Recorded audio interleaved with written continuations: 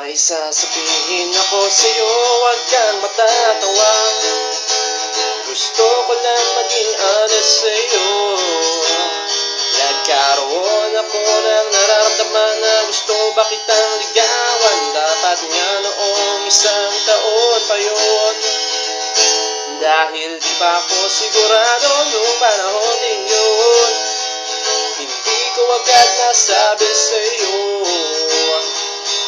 Natakot ako sa rejection at baka di na ba handang makipag-boyfriend ulit. Nahulog sa'yo ang lolo mo. Ang sabi mo sa akin,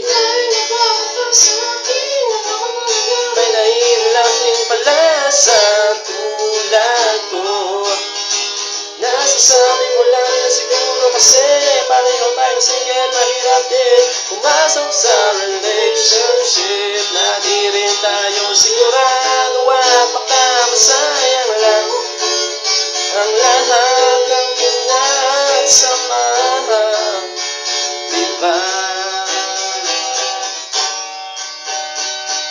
Kaya tama na palang di ako nagtapat dati. Baka magkailangan lang sa huli-huli. Sayang ang sinimol ng friendship. Pero at least nasabi ko sa'yo bago pa lumalim ang piling. Para akong nabunutan ng tinig kahit ako'y iyong binasted. Sabihin mo ng baliw malandi at anik ako. Di magsasawa tong pangungulit ko sa'yo. Baka sakaling ika'y magbago ng isip. Sikat na bahala kung ano makakabuti sa atin. Ako ay nabibitin nung sinabi mo sa akin,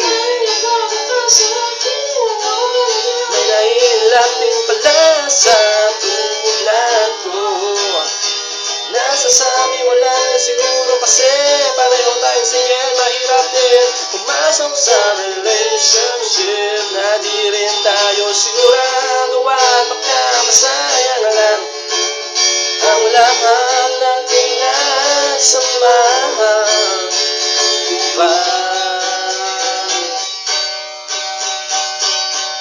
Basta pag gusto mo ulit na magka-boyfriend, i-text mo lang ako, wala akong sasayangin. Kasi gusto ko pag ako ang nagka-girlfriend na yung pagkaya mo ay kung ikaw na kasi. Kaya lang, naisip ko pag tinalo kita, wala na akong paborito na inaasar. Ano ba ang nakain ko at napaibig mo ako? Dala ng gutom lang siguro, halika damayan mo ko.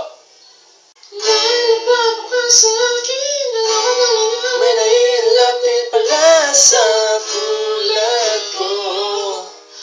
Nasasabi mo lang yan siguro kasi pareho tayong single, mahirap din pumasok sa relationship na di rin tayo sigurado at baka masayang lang ang lahat ng pinagsamahan. Mag-Pinterest ka na, doon tayo kung saan tayo magtatagal as friends, diba? Tulog ka na.